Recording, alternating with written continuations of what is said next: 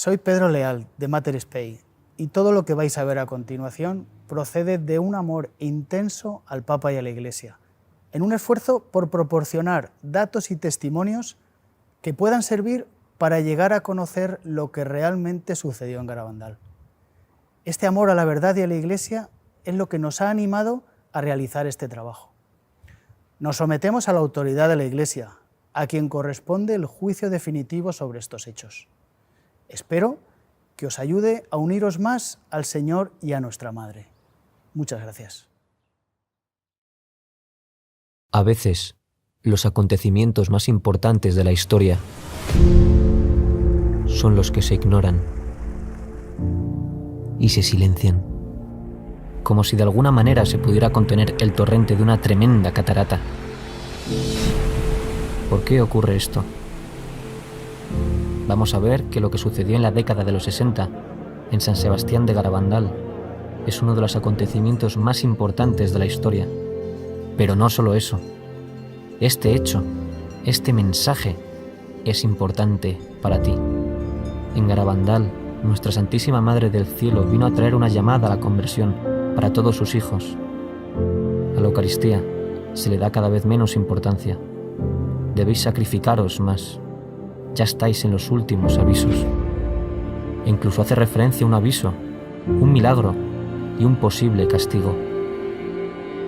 La Madre de Dios vino a una aldea perdida del norte de España para sostener a todos sus hijos en un periodo especialmente difícil de la historia humana y de la Iglesia. ¿De qué estaba hablando? ¿Estamos viviendo tiempos cruciales?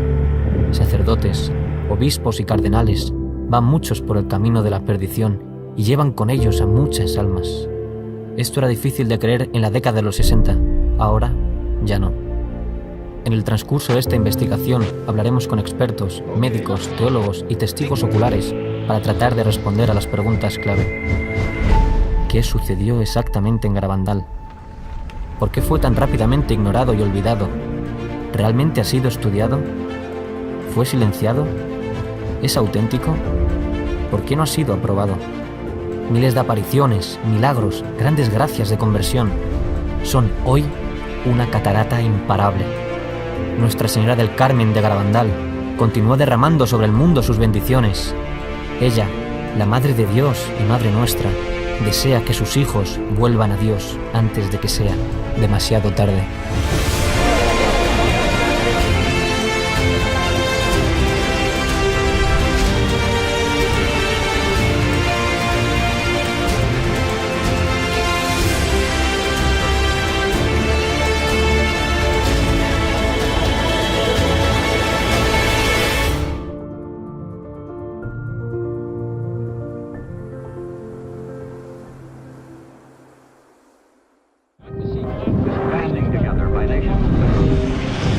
Soy el padre José Luis Saavedra, soy doctor en teología por la especialidad de historia en la Universidad de Navarra. Bueno, soy Jorge Fernández Díaz, soy ingeniero industrial, inspector de trabajo, pero toda mi vida, durante 40 años hasta ahora, ininterrumpidos, pues he estado en la vida pública. Yo me llamo Ángel María Rojas. Entré hace más de 62 años en la Compañía de Jesús.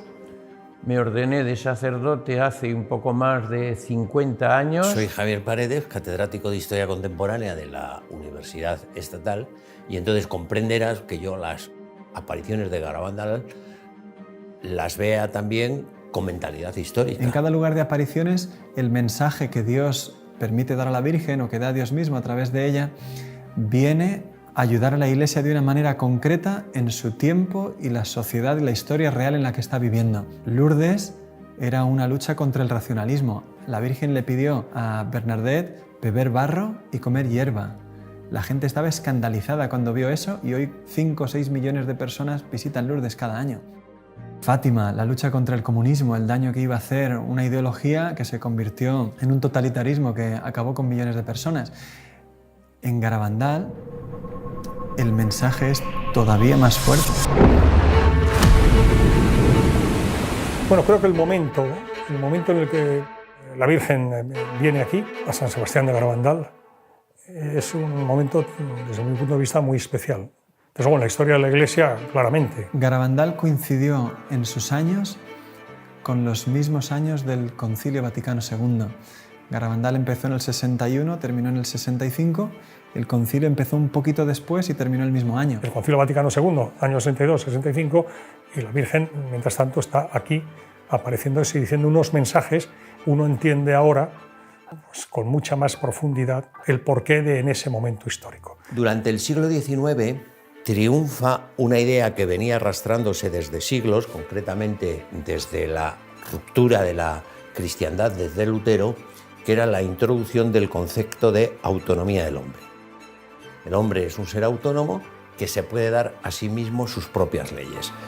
Eso mismo ocurre al final del XIX y principios del XX dentro de la Iglesia. De hecho, Juan Pablo II, en una de sus encíclicas más importantes, se llama Veritatis Splendor, en los números 4 y 5 habla de una crisis enorme introducida dentro de la Iglesia, donde los mismos seminarios y facultades de teología se han apartado de la doctrina de la Iglesia. Y en los 10 años siguientes al concilio, 17.000 sacerdotes se secularizaron y 25.000 religiosos y religiosas abandonaron la vida consagrada. Y lo vemos concretamente en la crisis de las vocaciones. Normalmente hasta el año 1964 se mantenían en un nivel de 8.100, 200 seminaristas mayores de España.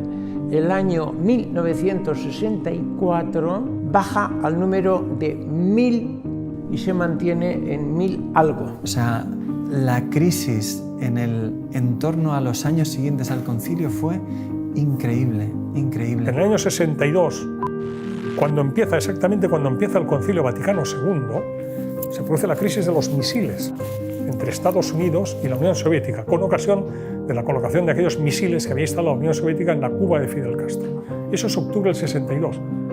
Sabemos que se estuvo al borde de una guerra y ahí parados, esperando órdenes, y mientras tanto el teléfono rojo sin parar de comunicar entre Kennedy, Khrushchev, etcétera, etcétera.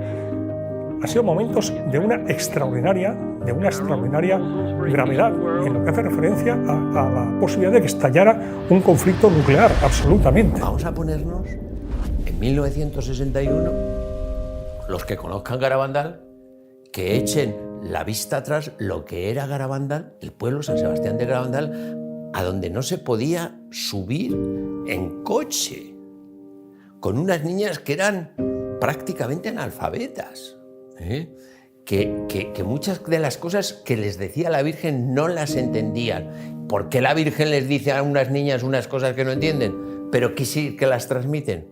Porque Garabandal es una aparición para todos nosotros.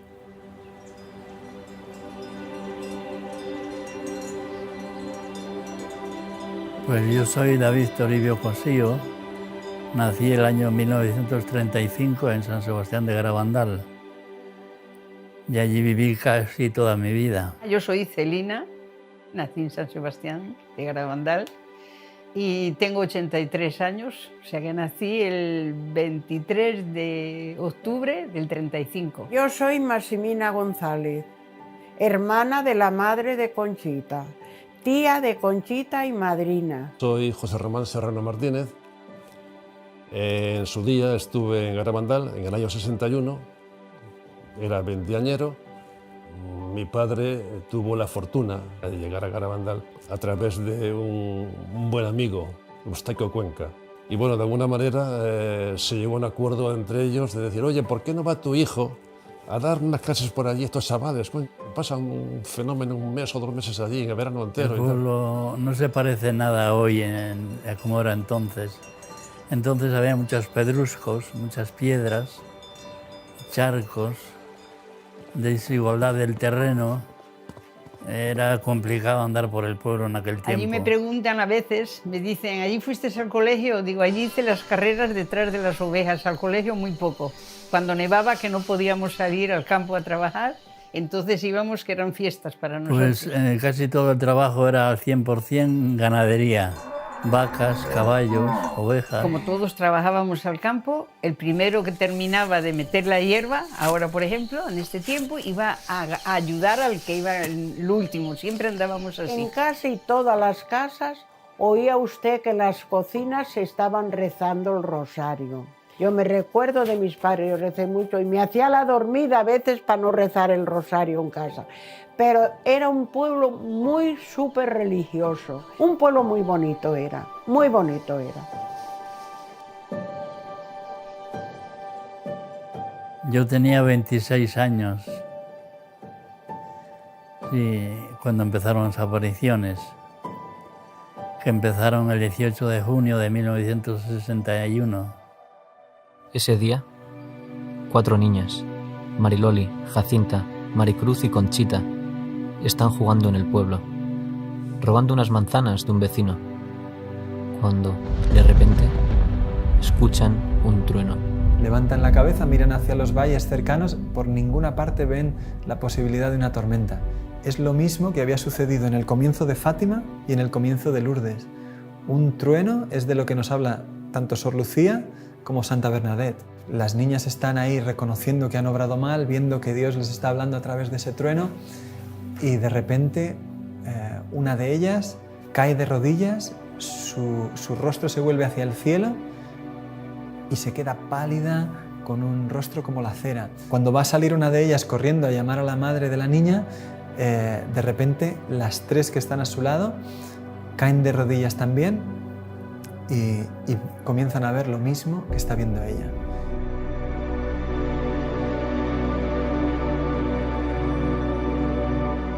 Es un ángel y sin decirles nada les llena como de asombro. De hecho, cuando salen del éxtasis, desconcertadas y como en silencio, deciden ir corriendo a la iglesia. Y cuando van bajando, una niña les dice: ¿pero dónde venís así? Ya responden: es que hemos visto al ángel. Ellas se van corriendo y llaman a la maestra. Queda tan asombrada la maestra que les dice: vamos a ver 2 o 3 días si esto continúa. O sea, ella se ve que confía en sus alumnas, que sabe que son chicas normales y que lo que les ha sucedido puede pasar.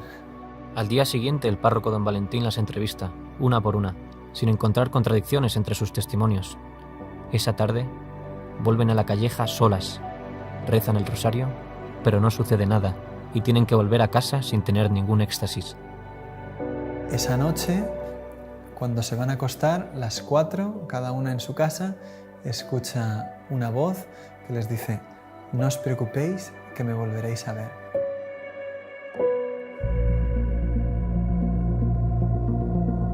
Los primeros días fueron la cosa más maravillosa del mundo. Y primero yo decía: ¿qué está pasando? ¿Qué está pasando? Claro, ya me entró la curiosidad de verlas. Rezaban el rosario y al terminar el rosario era cuando tenían el éxtasis y se quedaban rígidas. No las podíamos mover del sitio, ni un dedo, ni mover un dedo, ni nada. Pues venía gente que no creía en las apariciones y le hacían daño a las niñas. Las pinchaban, le metían unos focos por los ojos, porque no pestañearon nunca. Las niñas nunca pestañearon, siempre miraban al cielo con los ojos abiertos. Entonces las madres vinieron donde nosotros, llorando por el amor de Dios, cuidar de nuestras niñas que las están maltratando. Entonces, a partir de ahí, nosotros los mozos, que éramos unos 20, pues las cuidábamos, andábamos con ellas, y fue maravilloso porque nos enterábamos prácticamente de todo.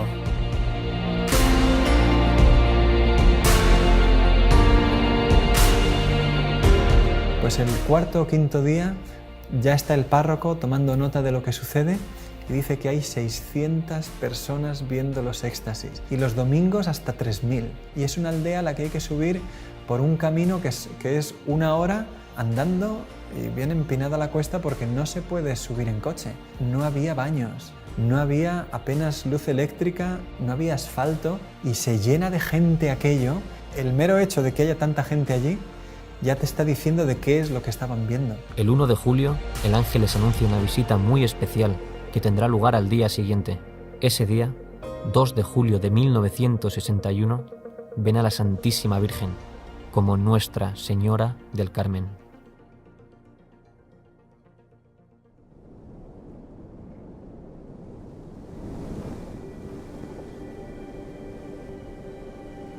Me llamo Juan Hervás y soy doctor en medicina y especialista en pediatría.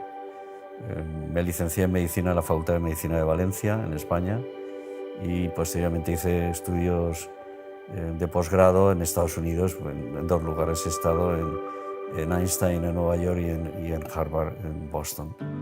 Verdaderamente Garabandal para mí constituye un hito dentro de las apariciones marianas. Desde el punto de vista profesional médico, la cantidad de médicos que aparecieron en Garabandal y estudiaron a las niñas, pues es que fueron muchísimos. Pero antes quizá empezaríamos diciendo algo sobre los protagonistas. Los protagonistas de Garabandal son 4 niñas de 11 y 12 años que vivían en esta zona aislada del norte de España, en la zona montañosa, y que por ese aislamiento tenían una edad que probablemente era inferior, quizá tuvieran 8 o 9 años de edad psicológica.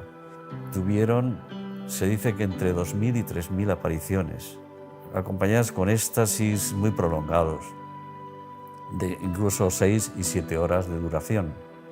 Todo esto, unido a fenómenos extraordinarios visibles, hizo que vinieran muchísimos médicos y también, ya digo, pues teólogos. Por eso en el cuadro que se llama La Calleja, pusieron maderas por arriba y por abajo para que no entraran a tocarlas. Intentaron moverlas muchos. Yo personalmente intenté elevarlas, cogerlas, las asilas y levantarlas estando en éxtasis, y bueno, imposible. Salían de la iglesia en éxtasis y tenían que subir a la calleja, debajo de los pinos. Entonces los mozos teníamos que ir uno por un lado, otro por otro, y unos delante y otros detrás. Era una sensación rara. Corriendo, y de vez en cuando, pues, ¡pas!, pegaban un giro, porque por la calleja de no sé qué, por la calleja de no sé cuál, hasta que en algún momento empezaban a correr de tal manera que levantaban los brazos en cruz y parecía que en lugar de correr volaban a una velocidad tremenda. Nosotros no éramos capaces de seguirlas. A esa velocidad había un momento en que de vez en cuando ¡pas!, pegaban un frenazo en seco. Y nosotros, en lugar de frenar, lo que hacíamos era salir todos disparados porque no podíamos frenar en seco. Y luego, con los brazos en cruz, cogían carrerilla otra vez hacia atrás, a la misma velocidad que corrían y volaban hacia adelante. Y luego eso se trasladó ya, y en lugar de hacerlo en el pueblo nada más, corrían monte arriba. Y de noche corrían monte arriba, todos con luces, con linternucas, como pudiéramos y tal. Y por aquellos andurriales, pues te pegabas unos porrazos tremendos, te caías 20.000 veces. Ellas nada. Por ahí subían a los pinos, bajaban, daban un recorrido por todos los lados y al final acababan en casa. Y claro, en esas correrías, pues mucha gente se dejaba los zapatos o lo que fuera. Y bueno, tanto es así que en algún momento, en casa de Conchita, Conchita dijo a Serafín, a su hermano: oye, que me dice la señora que ha perdido el zapato no sé qué, vete a tal sitio que ahí está. ¿Qué dices? De noche y tal. Que sí, que vete, no sé qué, mira, pegando a la cuadra de no sé quién, pues ahí arriba, antes de llegar a los pinos tal, ahí está. Y Serafín, el bueno de hombre, pues corría y hacía lo que decía su hermana, y bajaba con el zapato. Las niñas entraban en trance, que es un estado alterado de conciencia con abolición sensorial. El fenómeno se iniciaba con una hiperextensión del cuello, muy brusca. Caían de rodillas cuando estaban juntas al mismo tiempo, pero la caída era absolutamente imposible. Y son unas piedras tremendas que, bueno, que al caer de rodillas, ¡pas!, se oían los porrazos y, sin embargo, al levantarse, miraba las rodillas y estaban intactas. Y no tenían ni moratones, ni ninguna rojez, nada de nada. Perdían la sensibilidad táctil y la dolorosa, de forma que se les podía pinchar y quemar. Estando 2 días allí, las metían agujas, de esas de coser sacos de aquella época, que tenían la punta, digamos, curvada para coser sacos, y allí que sin ningún problema les pinchaban. Pero que ellas no sentían absolutamente nada.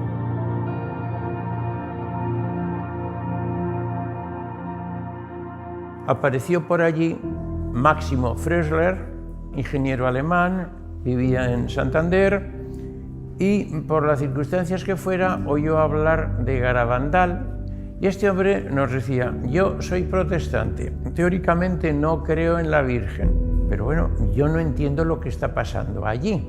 Son unas niñas de 11, 12 años, débiles, pequeñas, de un pueblo allí perdido, y él era muy fuerte. Yo una de estas niñas la cojo y la levanto en una mano, pero cuando caen en éxtasis no puedo mover ni una mano.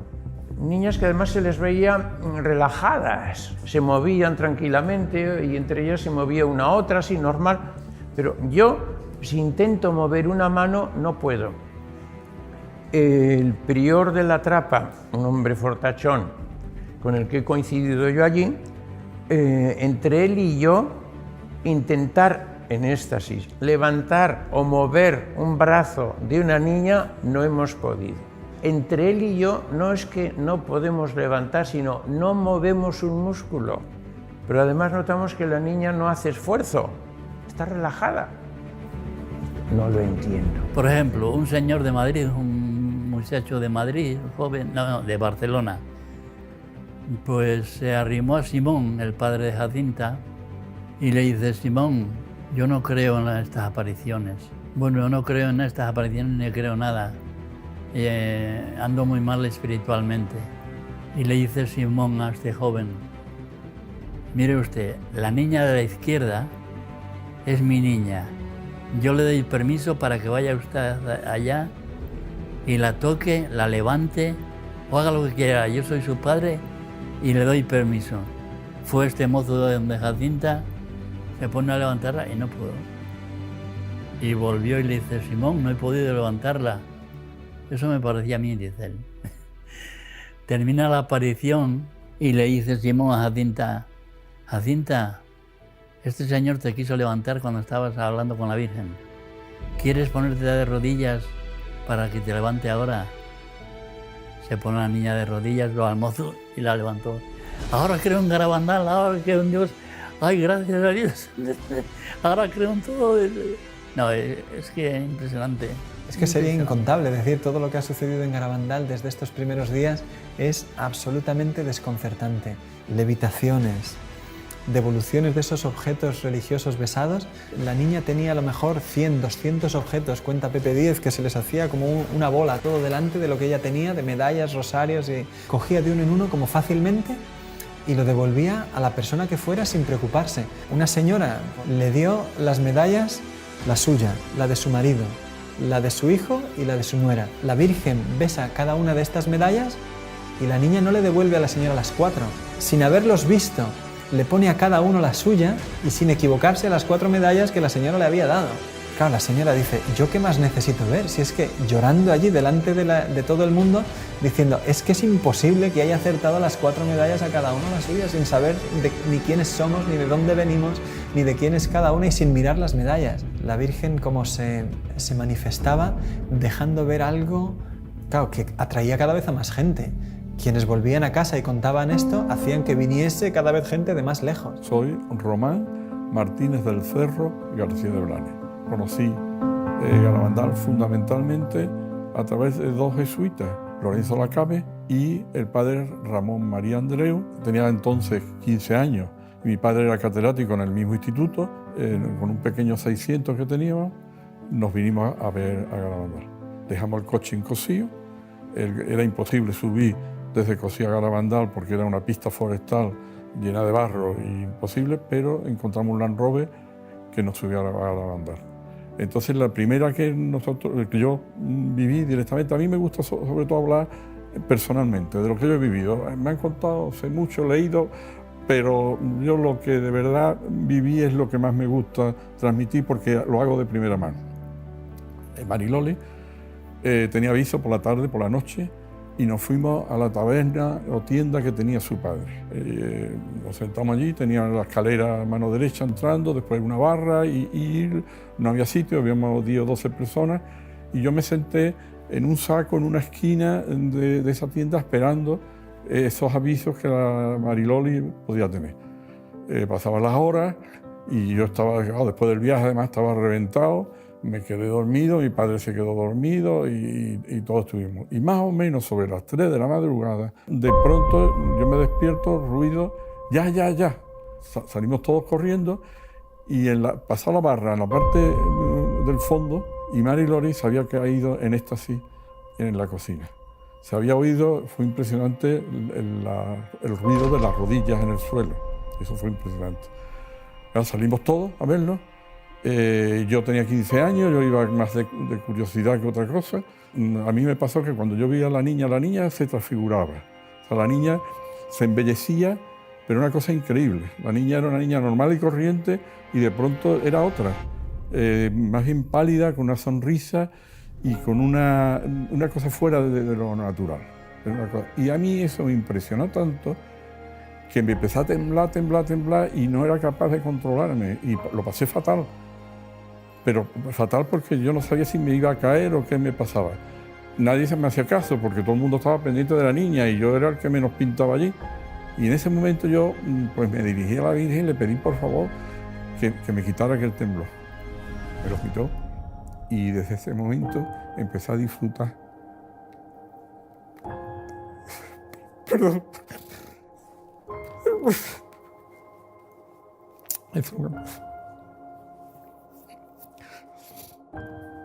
Bueno, desde ese momento empecé a disfrutar de lo que era la presencia de la Virgen en una presa. Entonces, hay veces que me preguntan, ¿cuándo de verdad pensó que la Virgen estaba presente allí? Desde ese momento. Hay 2 momentos del Evangelio que a mí me recuerdan mucho aquello. La transfiguración en el Monte Tabor, la sensación de que Virgen está aquí, la sentimos todas. Y la otra, la alegría de, por ejemplo, la visita de la Virgen a su prima Santa Isabel. Esa alegría y ese bienestar fueron en todas las apariciones. Y sobre todo desde ese momento. Desafortunadamente, no todos estaban a favor. Especiales dificultades tuvieron muchos intelectuales. Así sucedió al llegar a la aldea la llamada Primera Comisión Episcopal. Solo subieron 3 veces en todo el primer año de apariciones. Pero el día que la Virgen se apareció por primera vez, todos estaban en el pueblo. Su instructor, el padre Francisco de Oriozola, con 2 sacerdotes y 2 médicos, el doctor Piñal y el doctor Morales. La comisión comentó con alguna de las personas que había por allí, que había venido con ellos, que aquello se iba a terminar ese mismo día. Pero no se estudiaron los hechos extraordinarios que ahí estaba pasando. De hecho, el doctor Morales nunca más subió a la aldea. Él mismo lo cuenta en una conferencia que dio años después. Solo estuve en la aldea en una ocasión. Y sin embargo, de mis informes negativos vino la condena para Garabandal. La comisión, de hecho, no volvió a subir hasta finales de julio y subió por la noche para intentar llevarse a las niñas a escondidas y que todo aquello se terminase. Las familias se negaron, excepto la de Conchita. Se llevaron a Conchita, estuvo 8 días en Santander y la terapia que le dan a Conchita es llevarla a la playa, llevarla a la feria y mantenerla ocupada para que no piense en las apariciones. Y yo fui con su madre a Santander, a casa de este sacerdote, a buscar a Conchita. Yo vi, Conchita le mandaban que si no lo negaba, a ella la llevarían a un manicomio y a los padres a la cárcel. Entonces ella, hartándose de amenazarla, ella dijo, bueno, pues lo mío no será verdad, pero lo de las otras al mejor sí. Muy bien, Conchita, la palmearon porque ya lo había negado. El día siguiente de que Conchita volvió de Santander, se reunieron los teólogos y médicos de la comisión con las personas en el pueblo que quisieran interesarse sobre las apariciones. Y allí acudieron médicos y sacerdotes que estaban estudiándolas por su cuenta. Hubo una reunión grande delante de la puerta de la iglesia que la cuenta el mismo doctor Ortiz, un pediatra de Santander que pasó más de 50 días estudiando los éxtasis. Tú figúrate, si un médico a una persona normal nos ve en 15 minutos, lo que supone que un pediatra de Santander recorra 90 kilómetros para estar 52 días estudiando los éxtasis un día tras otro y permanecer en la aldea. La cantidad de información que este hombre tenía sobre las apariciones es enorme. Y el doctor Ortiz, delante del papel que le muestran los teólogos y médicos de la comisión, dice, mira, la niña ha negado todo, esto se acabó. Dice, pero ¿cómo me explicas con esa firma lo que yo he probado científicamente, que ha sido una levitación? Es que he pasado mi brazo por debajo de la niña, ¿sabes? Vamos, o sea, es que es una prueba de lo más sencillo, ¿no? Explícame eso, ¿cómo lo ha hecho? No, eso ha sido epilepsia. Dice, bueno, pues pega unos botes bastante poderosos la niña, ¿no? Es que todo aquello se había firmado bajo una presión enorme sobre una niña de 12 años que apenas había salido de su aldea en toda su vida. No entendemos que haya en ello mala intención. Sin embargo, sí que es muy difícil entender bien lo que sucedió en Garabandal si uno no acude a todas las fuentes documentales que tenemos hoy. Hubo cosas en las que algunas personas tienen una responsabilidad seria y que poner eso a la luz de la verdad pues requiere volver a tomar en serio unos hechos que no han sido estudiados objetivamente quizás nunca. A pesar de las contradicciones, los sucesos continúan, y el 2 de julio, en secreto, la Virgen había dado a las niñas un mensaje que el 18 de octubre ellas deberían hacer público. Cuando la fecha se acerca, los peregrinos comienzan a acercarse a la aldea, miles de personas, está abarrotado como nunca. Y sin embargo, los peregrinos para llegar ahí tienen que atravesar una jornada que es de lluvia, granizo, incluso por la tarde llegó a nevar. Sí.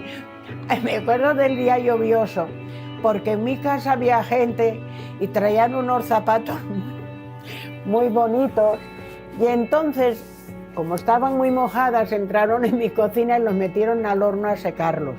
Y estábamos hablando y se nos olvidaron los zapatos y entonces se le quemaron los zapatos, eran marquesas o no sé qué eran. Sí.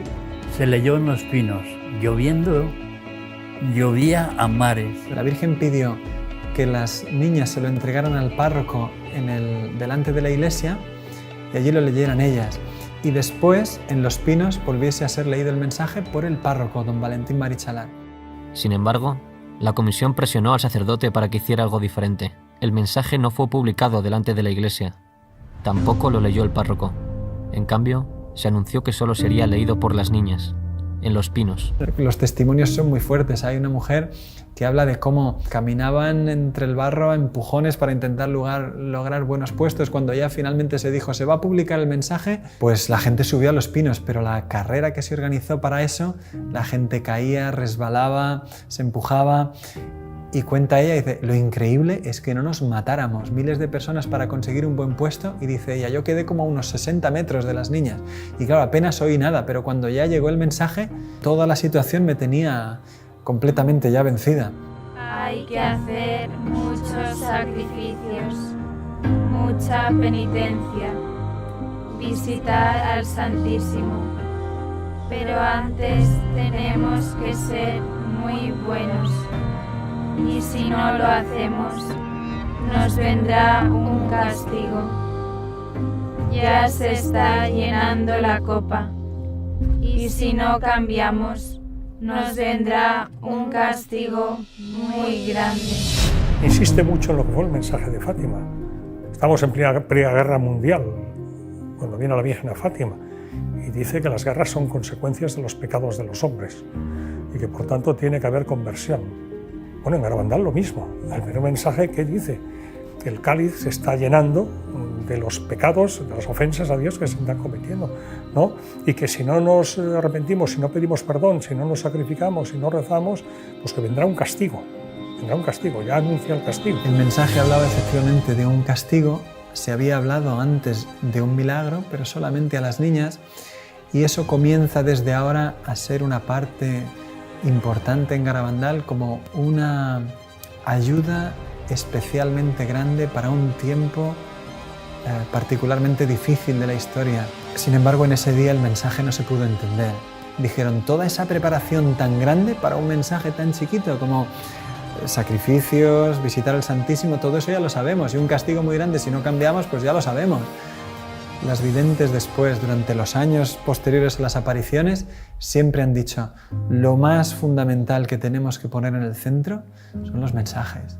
Lo que el cielo quiso hacer ahí, por lo que hubo tantos fenómenos extraordinarios, era para que prestásemos atención a lo que nos quería decir el cielo en esos mensajes. El fracaso del primer mensaje fue un golpe duro para Garabandal. Muchos esperaban algo extraordinario. Por eso, a pesar de tantos prodigios, muchos rechazaron las apariciones a partir de este momento. Pero las niñas, con toda esta situación de desencuentro respecto a las apariciones, empiezan a insistir cada vez más a la Virgen que les tenía que dar un milagro. Haz un milagro, que sea, aunque sea pequeño, como que volemos o que se haga de noche en pleno día, lo que sea, pero que la gente crea, que sepan que tú estás aquí. La Virgen siempre solía callar, no les respondía, incluso se ponía a veces triste y les decía, ya creerán. Pero un día el ángel les dijo, Dios va a hacer un milagro a través de ti y de mí. El 18 de julio, la Eucaristía, cuando recibas la comunión, que él le traía muchas veces de manera mística, espiritual, ese día será visible para todos los que estén en la aldea. Ella creía que se veía siempre, vaya, y le llamaban el milagruco. Y ya cuando dijeron que iba a ser el 18 de julio, creo que era, pues toda la gente que estaba allí por la mañana ya estaba, el pueblo creo que estaba abarrotado, creo porque yo casi no lo veía. Entre unas 8 o 10.000 personas, creo que cuenta la policía que había en la aldea ese día. Aquello fue pasando el día, coincidió que había baile, estaba tirando hasta cohetes, ya no se sabía si por el baile la Virgen vendría o no, y un poco la desesperación de todos de que no se producía el milagro que todos queríamos ver. Pero venía una prima mía, ¡ay, qué gordísima va a ser! ¡Ay, Dios mío, va a pasar algo muy gordo! Porque aquí se siente la gente engañada, porque dice que no hay derecho, porque... Y le digo yo, Angelina, a ver, mira, ven, mira la cara de Conchita. Mira qué cara tiene Conchita. Digo, con estar viéndole la cara a ella, ¿tú te crees que tiene cara de preocupada? De que ha metido una mentira tan gorda y eso, yo nada más que hacía estar allí y ver a Conchita. Y ya, pues bueno, ¿qué le vamos a hacer? Dios quiere esto, pues con resignación nos fuimos ya para dormir a nuestra casa. Y en el momento que estábamos en la calle, oímos un revuelo enorme. Y entonces ya los que estaban más cerca empezaron, ya están éxtasis, que están éxtasis, y claro, y nada más casi estar en éxtasis sale, y se da la vuelta, yo ya me la perdí entonces porque resulta que la gente se abalanzó detrás de ella y yo digo que pisamos a la gente. Cogí una linterna potente, yo estaba pegado a ella prácticamente y enchufándole con la linterna, prácticamente metida la linterna en la boca. Ella abrió la boca, sacó la lengua, no tenía absolutamente nada. Y de repente apareció un punto. Saca la lengua y empezó a formarse una cosa blanca, blanca, blanca, muy blanca, mucho más blanca que la nieve. Se fue agrandando en forma de espiral. Era como una moneda de 10 duros, decía yo entonces, y así la sacaba todo lo que podía. Y yo vi después cómo se le iba aguando hacia alrededor cuando ya se le estaba deshaciendo, y hasta que la tragó. Preguntaban a Benjamín Gómez, ¿pero estás seguro que no la tenía en el bolsillo y la puso o que la tenía ya en la boca? Mire, yo estaba a 20 centímetros de ella, es imposible que hiciera nada, estaban muy vigiladas. No estaba a una distancia, no, estaba pegado a ella. Pero eso, ¿quién ha dicho que la tenía en los brazos, en las manos? No, hombre, es que es una barbaridad. O sea, es que la lengua estaba totalmente limpia, y de repente apareció un punto blanco, un punto, nada más que un punto, en la lengua. ¿Dónde se dio ese punto? La impresión esa tan fuerte, yo no la he tenido en mi vida. Yo decía, gracias Señor, ahora sí que estoy segura de que existes, empezaba yo. Yo me he enterado después que alguno de ellos, que después que no lo creía después que había sido eso cierto lo que había visto. 2 testimonios contrarios llegaron al día siguiente a la aldea. Uno de ellos ya esa misma noche. Un señor, José Antonio Giuliani, no vio el milagruco. Él no consiguió estar en la zona, en la calle donde eso sucedió. Y estando lejos, le preguntó a uno, ¿tú lo has visto? No, ¿tú lo has visto? Tampoco. Pues ya está, todo es mentira, se lo han inventado, es de noche, la oscuridad, las dificultades, la pericia de las niñas, nos la han colado. Y se extendió la noticia de que nos habían engañado, de que era todo mentira. Pero en realidad, este señor no había visto nada. Otro, cuenta Conchita en su diario, que se fue al obispado de Santander, un religioso, el padre Justo, franciscano, y dio testimonio de que aquello había sido todo mentira. Unos días después, sin embargo, pidió a unos religiosos de su comunidad que pidieran disculpa a las videntes. Dice, mira, no sé por qué hice eso, pero estaba enfadado. Estas personas no vieron nada y, sin embargo, tenían un testimonio que hizo muchísimo daño.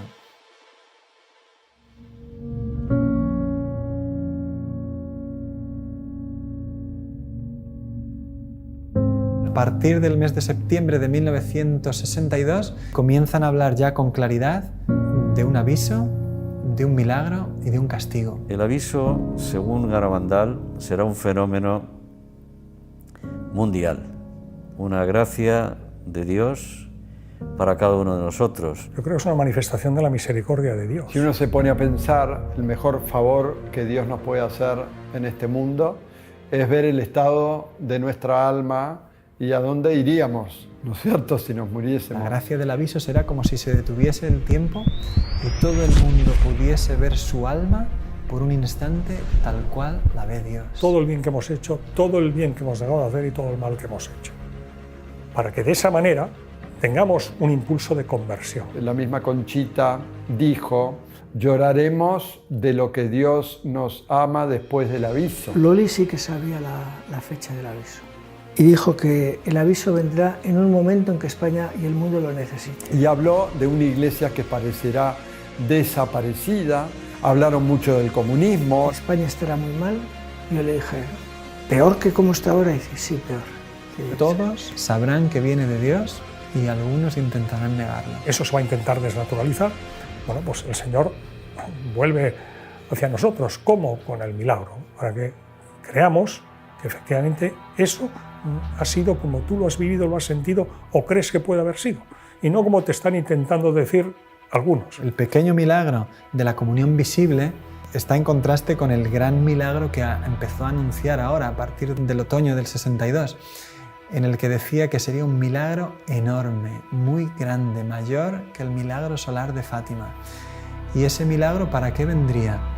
Lo preguntó a Jesús el año siguiente, en una locución el Señor le respondió, Señor, ¿es para convertir a mucha gente? No, Conchita, es para convertir al mundo entero. El milagro es tan fuerte, es tan impresionante, que sin una gracia especial te mata, como lo mató al padre Andreu, de felicidad, pero te mata. Yo digo que hay dos personas que han visto el milagro. Una fue el padre Luis María Andreu. A él le llaman el quinto vidente de Garabandal. De repente, mientras las niñas están en el éxtasis, él aparece en el campo de la visión y la gente que estaba en los pinos durante el éxtasis escuchó el grito de él que repitió 4 veces una palabra, milagro. Pero esa noche volvía en jeep con sus compañeros de peregrinación y contaba qué buena es la Virgen, cuánto nos ama, qué madre tenemos en el cielo. Hoy es el día más feliz de mi vida. Se quedó dormido y nunca despertó. Era un sacerdote de poco más de 30 años, joven, sano. Todo el mundo quedó perplejo porque había fallecido de repente, el día que había visto el milagro de Garabandal. Y hay otra persona que ha visto el milagro, San Pío de Pietrelcina. Y el padre Pellegrino, que la había aceptado poco antes de morir, dice, yo he sido el último hijo espiritual aceptado por el padre Pío en vida. Le dijo que había visto el padre Pío, había visto el milagro antes de morir. Lo que sí sabemos es que el padre Pío dijo que el velo que iba a cubrir su rostro 3 días después de su muerte, que se lo entregaran a Conchita.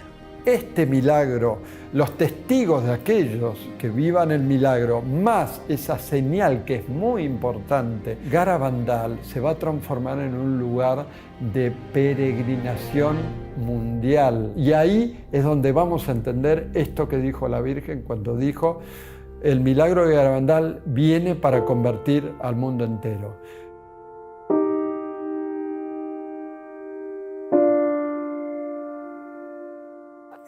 Y la Virgen, lo que está diciendo en Garabandal, como en Fátima, en todas partes, convertíos, convertíos, convertíos, oración, oración, oración, sacrificio. Bueno, pues si no hay esa conversión, pues va a venir un castigo. Las niñas han visto ese castigo, lo vieron en las llamadas Noches de los Gritos. La Virgen un día prohibió que nadie subiese a los pinos, prohibió a la gente subir a los pinos. Solamente una niña pequeñita que tenía 6 o 7 años. Pero la gente subió al final de las casas y de allí las oíamos. Y unos gritos, ¡ay, Virgen Santísima! ¡Ay, Madre! A los niños no, a los niños no. Yo esa noche pensé que era el fin del mundo, lo tenía totalmente creído. Entonces, porque ellas gritaban y decían que no venga, llévanos junto a ti, hablaban mucho de la confesión. Que se confiesen todos primero, que no venga, que se confiesen todos primero. El miedo que tenían las niñas ahí arriba, viendo todo lo que vieron, se transmitía a nosotros. Con oírlas aquella noche, solamente con oírlas. Todo apunta que fue la revelación del castigo y de las circunstancias en las que tendría lugar el aviso, que parece que es una situación de gran persecución para la Iglesia y de grandes dificultades para el mundo. Las niñas le preguntaron, ¿y cómo se llamará eso? Y la Virgen dijo que se llamaría comunismo.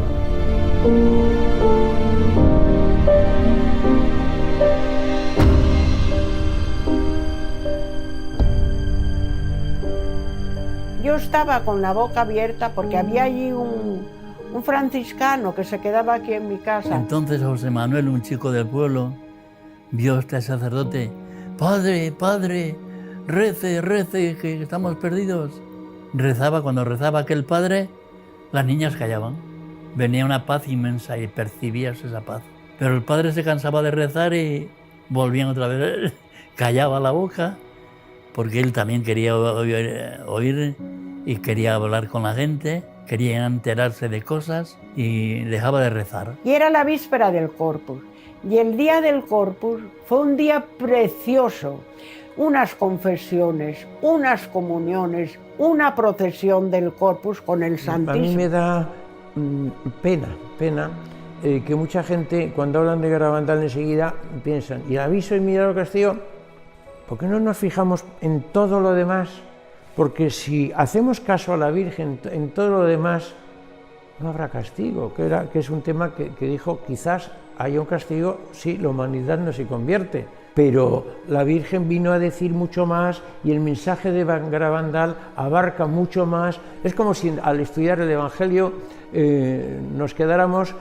Y aquellos días, cuando vengan aquellos días, nos quedamos en esa frase. ¿Y cuándo serán esos días? ¿Y qué serán esos días? Pero hombre, léete el Evangelio entero, vive el Evangelio. Y no te preocupes de esos días que probablemente te habrás muerto tú antes.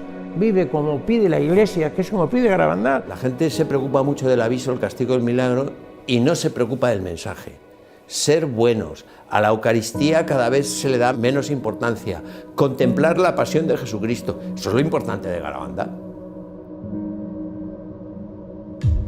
Las apariciones iban llegando a su fin. Y en enero de 1963, las niñas dejaron de ver a la Virgen. Solo Conchita volverá a verla, aunque tendría que esperar casi 2 años. Al fin, el 8 de diciembre de 1964, la Virgen le anuncia que va a dar un nuevo mensaje para el mundo. Claro, todo el mundo tiene en la cabeza la crisis de las apariciones con el primer mensaje en 1961.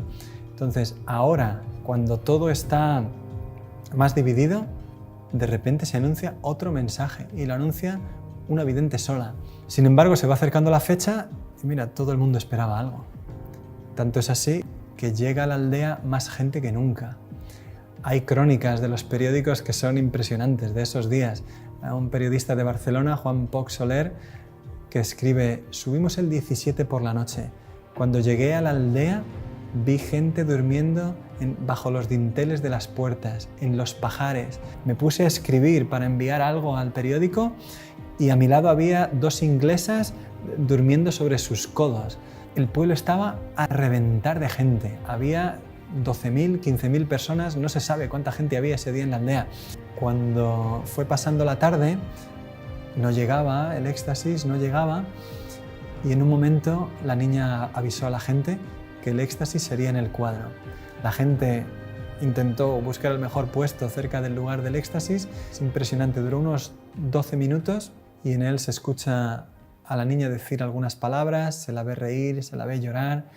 Curiosamente, el mensaje de la Virgen no lo dio ella. Unos meses después la Virgen le dijo: ¿sabes por qué no vine yo el 18 de junio a darte el mensaje? Porque me daba pena decirte aquellas cosas, pero necesitabais saberlas para vuestro bien y si las cumplís para gloria de Dios.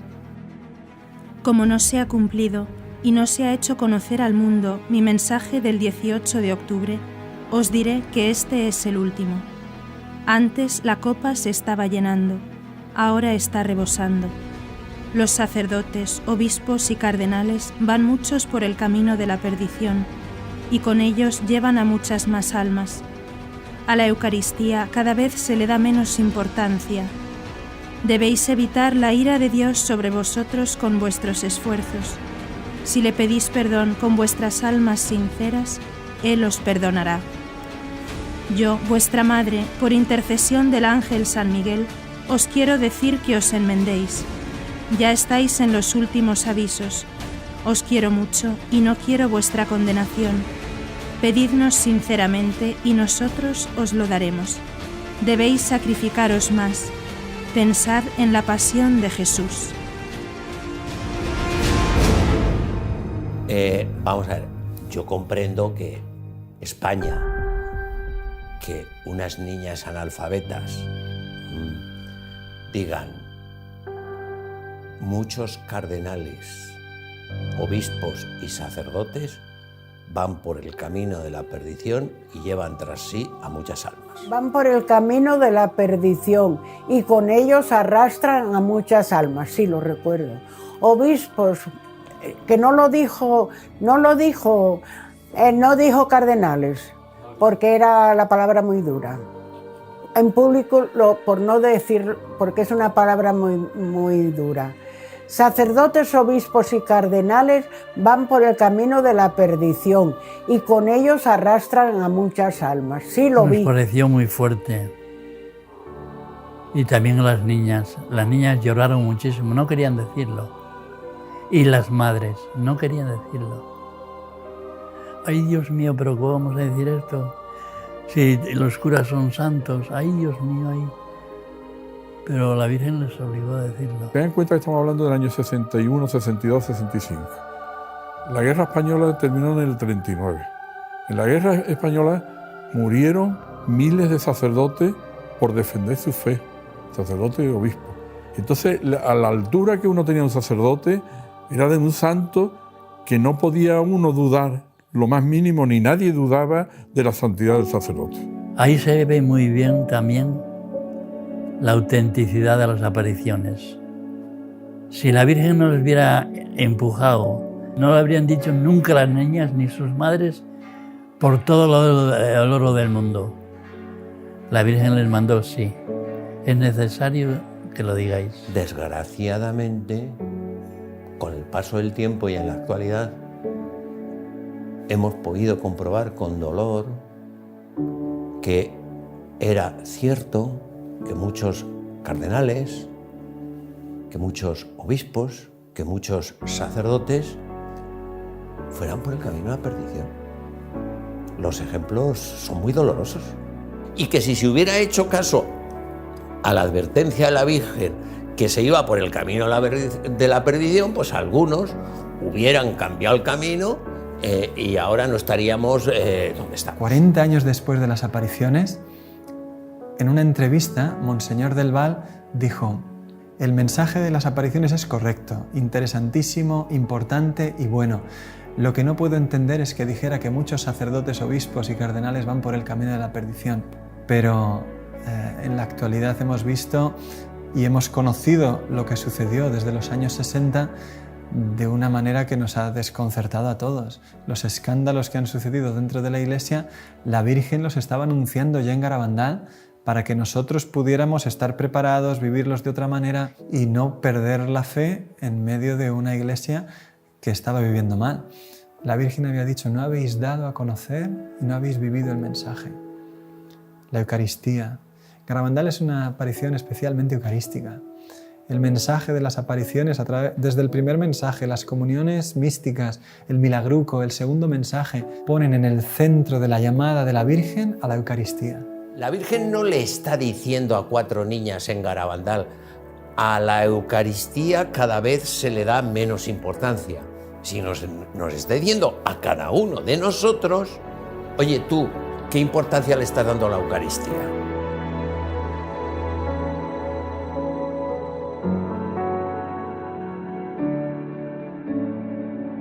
Los fenómenos terminaron con la aparición del 13 de noviembre de 1965. Después de esto, las niñas dejaron la aldea. Conchita acabó en Burgos, donde fue recibida por el padre Manuel Guerra y la madre Nieves García. Cuando conocí a Conchita, estaba en Burgos de superiora, con la casualidad de que yo no quería ya admitir a ninguna niña más porque el colegio estaba completo ya. Entonces, al poco tiempo viene la portera y me dice: hay una familia que pregunta. Vino el capellán con ellos y entonces ya les dije que yo tenía un sitio. Y entonces ya me dijeron quién era Conchita, me explicaron y me pidieron que Conchita tuviera un confesor, que don Manuel se ofreció, y una persona que la formara, y me ofrecí yo. Por lo tanto, entró en el colegio como una niña más, con el nombre de María, para que nadie la molestara en nada.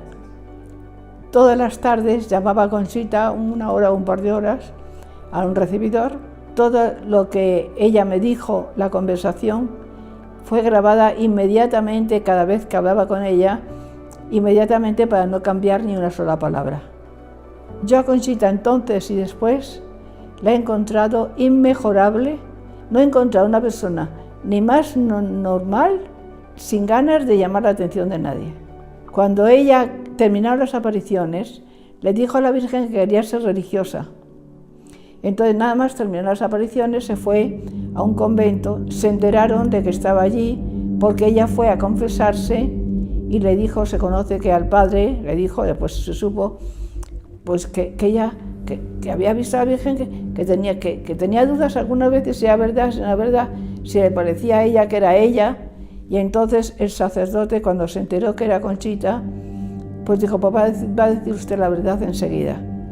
Vinieron 2 obispos y 2 sacerdotes. Algunas veces le dijeron: sí, pero eso te lo inventaste tú y yo. Sí, porque eso se inventa muchas veces la imaginación. Ah, pues sería, O sea que alguna vez, entre esa conversación tan larga que tuvieron, de 6 horas, ella alguna vez, pues era verdad, claro, ante personas que te has imaginado tú, porque muchas veces pasa eso. Bien, entonces se marcharon con esa idea y entonces yo llamé al sacerdote que estuvo con ella, contrario, en Garabandal. Le llamé a Burgos, una vez que Conchita se marchó, y le dije: quería hablar con usted porque usted ha negado siempre las apariciones de Garabandal, concretamente en este caso que fue al convento, y la tuvo usted 6 horas preguntándole. Y dice: no, 6 horas no, 5. Entonces le dije: bueno, pues muy bien, pues creo que está usted confundido porque esto no se puede hacer con una niña después de confesar y de esta manera. Cuando estos señores se marcharon de esa conversación, que la pudo dejar aturdida, entonces ella tuvo una locución. En la locución del Señor, interiormente, le dijo: no quiero que estés aquí, quiero que estés fuera. Y Conchita: es que no me quieres, Señor. Y el Señor le dice: pero yo quiero que tú estés fuera, como diciendo, como mejor me puedes servir y como debes es fuera. Hasta aquí la historia es muy conocida. A continuación vamos a presentar lo que ha pasado después de las apariciones y por qué Garabandal ha encontrado tantas dificultades en su aprobación.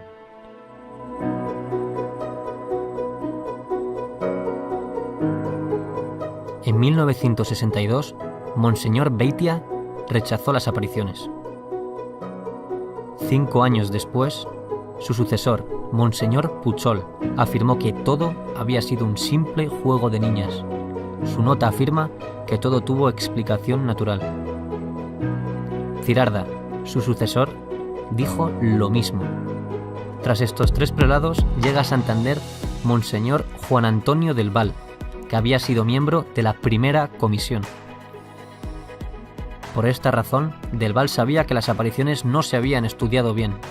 Por eso intenta fundar una nueva comisión, pero fracasa 3 veces. Al fin, tras 12 años intentándolo, consigue el respaldo de Roma y con el apoyo del cardenal Ratzinger, en 1989 funda por fin la segunda comisión. Escuchemos ahora unos testimonios de esta época y después escucharemos un testimonio muy importante de esa segunda comisión. After the death of Padre Pio, the Holy See increases its interest in the events in the... I'm Ed Kelly. I was born and raised in Seattle of elderly Irish-American Catholic parents. I spent a lot of time in Santander in 71, and in 72 spent 10 months here. Pages, news, sensational, and documentary report. The first years, they didn't write anything. I didn't find anything in the papers until after the girls made their declarations of uncertainty. Then on the front page of the local papers, all of them, no hubo apariciones en Garabandal. Nothing. Everything has a natural explanation.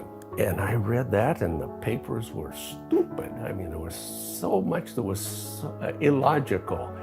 I talked to the Bishop del Val Gallo. He had just made his own pronouncement that said, my predecessors have judged that it wasn't certain whether the apparitions were of supernatural origin or not. I'm in communion with those bishops. I had written for him the statements of the evaluation from all of the previous official notes. I just had the part that gave the bishop's evaluation of what happened. And he looked them over and he says, this one, the second note of Bishop Baetzia in 1965, this is the best statement on Garabandal and the one that conveys my opinion on it. And that was the note that had the statement of orthodoxy, that everything is in compliance with the traditional teaching of the Church, the real presence of the Blessed Sacrament, devotion to the Blessed Sacrament that is, and the Blessed Mother that's well known. Maternelle Laffiner, que es un sacerdote de lengua francesa que en Garabandal estuvo desde el principio estudiando las apariciones, fue entrevistado por la comisión. A él le impresionó mucho que le entrevistaron en un restaurante durante una comida. Y le impresionó más todavía que cada vez que él daba una respuesta se escribía de la manera más contraria a las apariciones posible. Le preguntaban, ¿y está usted seguro de eso? Bueno, de eso no estoy seguro. Ponga que duda sobre eso. Él entendía que todo se estaba haciendo de manera contraria a lo que él quería decir. Y cuando terminó la entrevista le impresionó todavía mucho más, porque le dijeron firme. Y él dijo, yo no firmo eso. Y tranquilamente, delante de él, pusieron con letras mayúsculas su nombre y su apellido. Y años después, unos amigos alemanes suyos visitaron el obispado para consultar cómo estaba el caso de las apariciones y les contaron que Maternelle Laffiner había hecho un testimonio en contra de las apariciones y que estaba en el obispado firmado por él. Claro, él mismo cuenta y dice, ¿cómo se llama esto en derecho canónico? Que cojan tu testimonio, se lo inventen, lo firmen y lo presenten como prueba en el caso de un discernimiento. Claro, en derecho canónico esto se llama falsedad, porque una prueba que es nula implica que un juicio tiene que ser restituido in integrum, dice el derecho. O sea, tiene que ser, cuando las pruebas son falsas, el juicio tiene que volver a realizarse, tiene que volverse a estudiar. Y eso es lo que veían una y otra vez las personas que estudiaban objetivamente las apariciones. Se encontraban con que una y otra vez todo se interpretaba de la manera más negativa posible y que cada vez que intentaba moverse algo a favor de las apariciones se volvía a tomar una distancia infinita.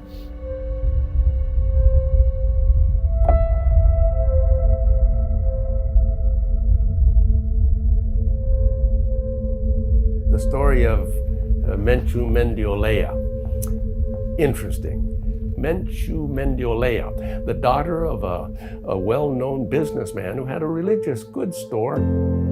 His daughter, Menchu, when she was 16, I believe, she told the story of her first sickness, a type of leukemia, and was in for tests at the main hospital, Valdecilla in Santander, and after doing everything possible, the doctors decided, no, we can't do anything more for her, better for her to go home and be with her and die in the company of her family and friends, which she did.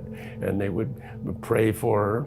Well, someone came with a crucifix that had supposedly been kissed by the Blessed Virgin at Garabandal. And I think most people know that the girls reported that the Blessed Virgin told them, through articles kissed by me, my Son, our Lord Jesus Christ, will work prodigies and miracles. Crucifix, she venerated the crucifix, cured. Well,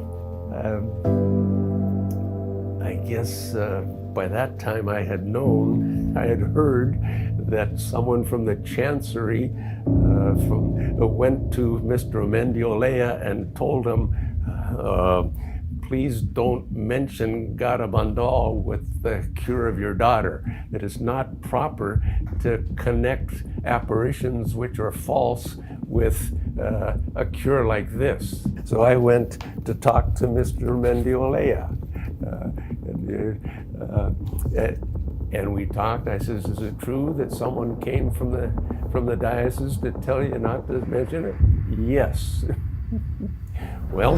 Desde la misma comisión que estudiaba las apariciones, no solo no se estudia la curación de Menchu, sino que incluso se silencia el hecho de la misma curación y se requiere a la familia que no hablen de ello en ninguna parte. 10 años después, en 1975, Menchu está embarazada de su tercer hijo, 8 meses de embarazo, y le vuelven a diagnosticar la misma enfermedad, eritremia. Su marido, el doctor Ángel Álvarez, es médico en el hospital de Valdecilla, donde ella había estado hospitalizada la primera vez. Y allí, durante un mes, hacen todo tipo de pruebas. Siendo el médico allí, consigue que todo el equipo de hematología estudie a su mujer, incluido el jefe de servicio. Todo el mundo se pone a trabajar sobre ella y al final el doctor Zubizarreta, el jefe de servicio, le dice al doctor Álvarez, al marido, mira, si tu mujer se cura es un milagro, no va a poder salir adelante. El 7 de diciembre, el marido de Menchu dice, mira, mi mujer quedó curada en Garabandal y como nosotros no hablamos de las apariciones, como ha vuelto a suceder lo mismo. Coge el coche y se va con su cuñado a Los Pinos. Está nevando, sube, reza el rosario allí, su cuñado no sabe lo que están haciendo. Dice, mira, Menchu ya no tiene solución, acéptalo. Bajan y cuando vuelve al coche le dice, Menchu está curada, estoy seguro. Vuelven al hospital y le pide al doctor Zubizarreta que vuelva a hacer un estudio. Menchu tenía 500 plaquetas y encuentra en el estudio que había más de 20.000. En los días siguientes resulta que Menchu estaba de nuevo curada.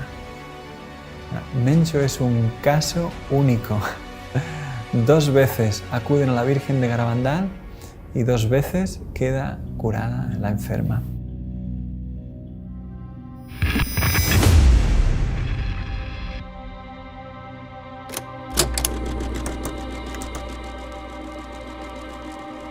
Creo que no tenía todavía 20 años cuando un teólogo, un escritor, hizo un comentario que le escuché sobre Garabandal. Dijo, yo entiendo muy bien que la primera comisión fue un fracaso, que aquello lo ha reconocido el mismo obispo que formó parte de ella y su médico principal. Entiendo que las negaciones de las niñas ante Monseñor Puchol se realizaron bajo presión. Las niñas negaron las apariciones bajo una presión que hoy es indiscutible. Pero ha habido una segunda comisión. Y la segunda comisión ha resuelto el caso de Garabandal. Claro, cuando yo le escuché a este teólogo decir eso, yo no tenía argumentos para responder. De hecho, no hemos sabido prácticamente nada hasta el año pasado. De repente, después de estrenarse Garabandal, solo Dios lo sabe, un día abro el email y me encuentro con un mensaje donde me escribe un señor que no conozco de nada, diciéndome el contacto de un miembro de la segunda comisión.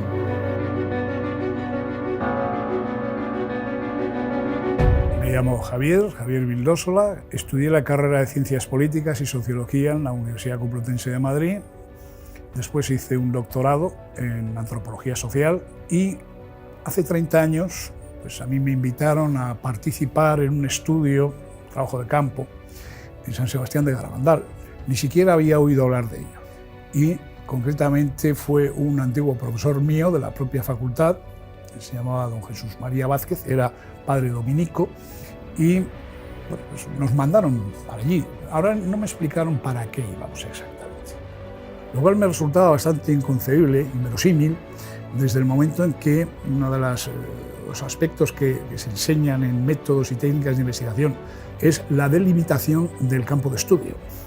Resulta que aquí no había nada de nada. ¿Vais a ir aquí? ¿A qué? A pasar un cuestionario. Nunca entendí eso.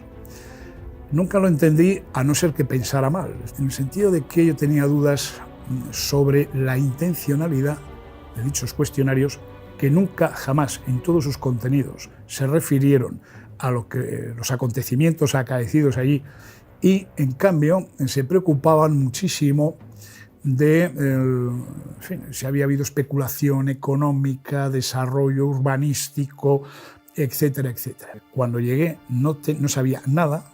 Por la noche no dormía, me dedicaba a leer a toda velocidad porque quería saber, pero bueno, ¿aquí qué ha pasado? ¿Qué es lo que ha ocurrido aquí?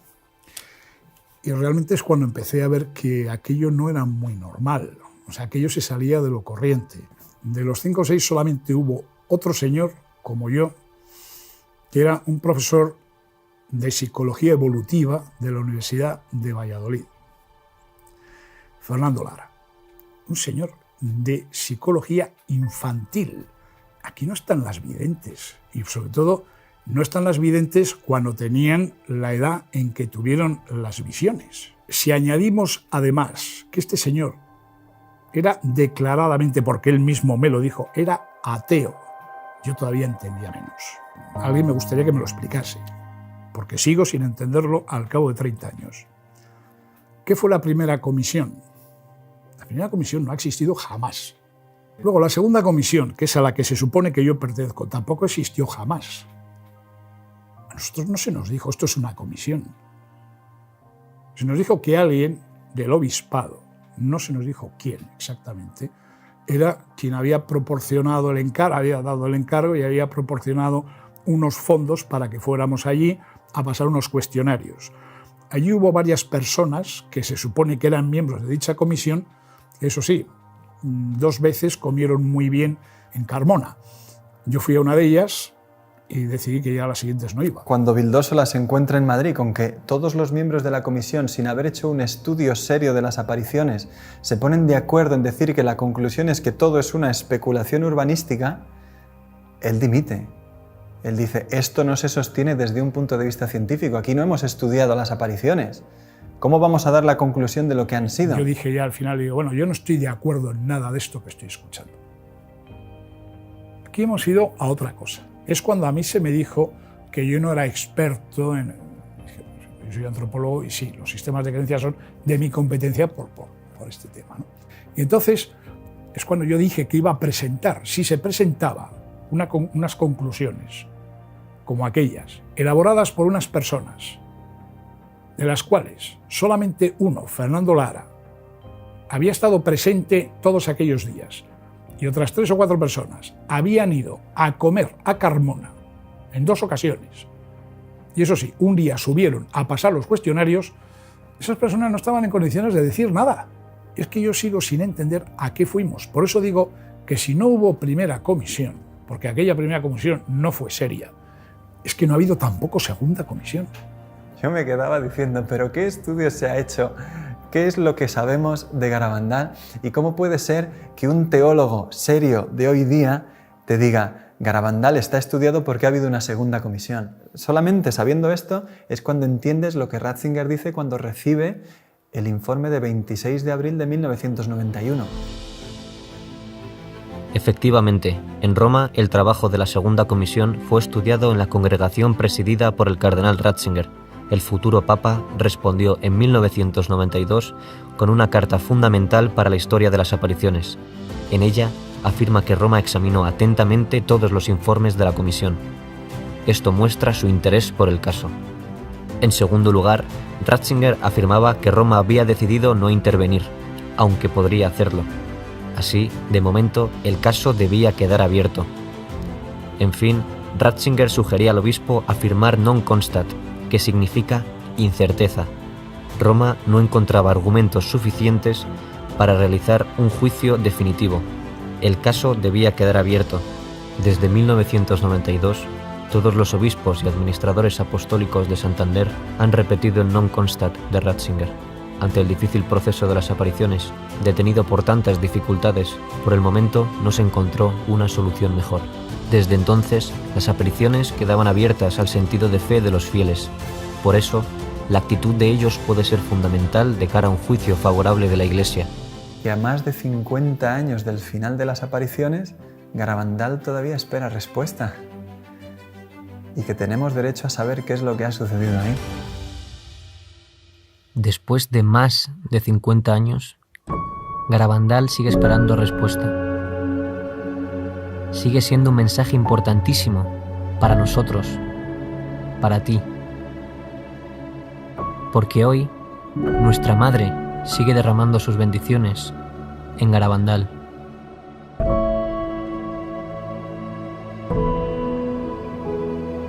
Además, la Virgen ha permanecido siempre fiel, actuando desde Garabandal con una fuerza increíble, como ella se ha comprometido con este lugar y con esta sociedad y esta iglesia que tenemos hoy y nuestras necesidades, que son de dar ese salto en la fe que muchos están teniendo la tentación de no dar. Yo creo en Garabandal, no tengo ninguna duda.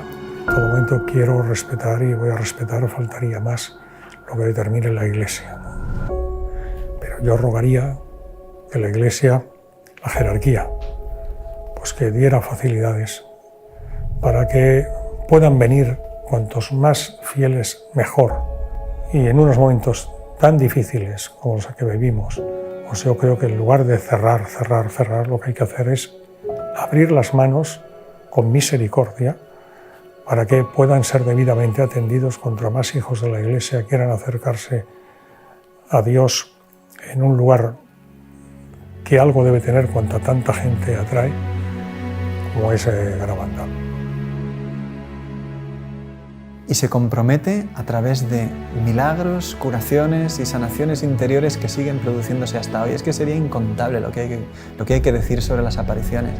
Es que ha habido tanta gente que sigue llorando al escuchar el mensaje de Garabandal, tantos agradecimientos cuando se ha publicado Garabandal, solo Dios lo sabe, tanta gente que está esperando que Garabandal sea promovido como una ayuda increíble para la fe de tantos cristianos que lo único que quieren es creer en Dios y que nuestra Madre la Iglesia nos ayude a saltar hacia adelante en un mundo que no tiene fe y que nos necesita valientes. Yo quiero que el mundo se salve porque así lo percibimos en Garabandal, que la Virgen vino para que todos los seres humanos se salvaran. A las almas les falta sentir la maternidad divina en cada alma.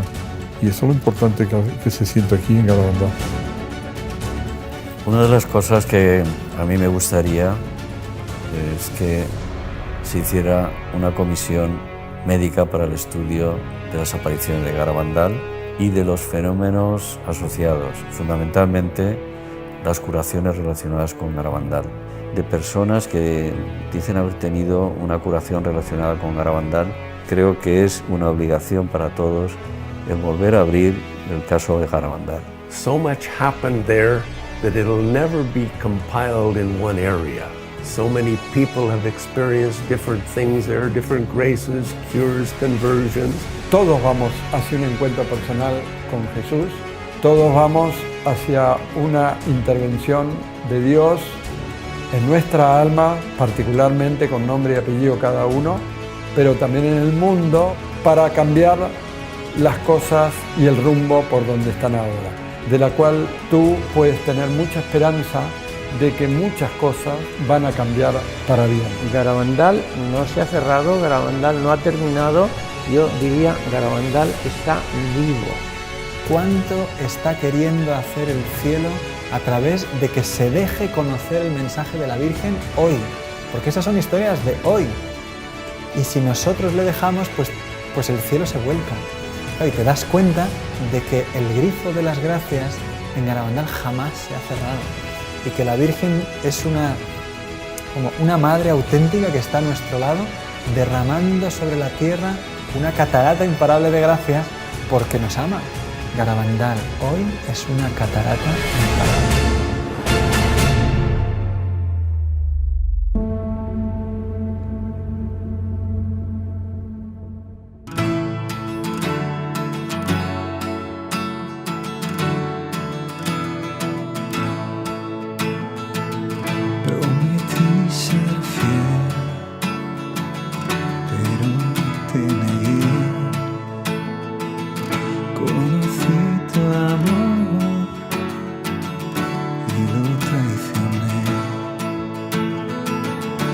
Quisiste que sintiera sobre mí tu amor.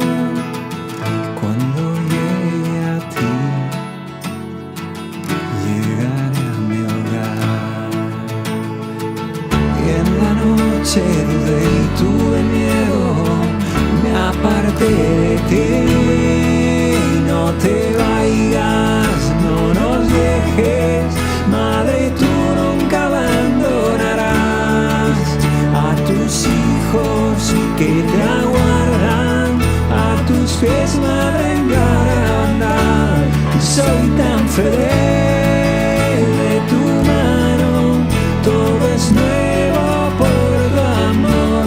Y en Garabandal tu presencia desbordó mi corazón.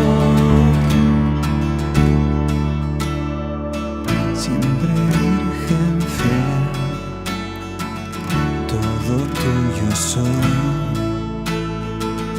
por tu amor iré donde quieras tú. Tú quisiste que sintiera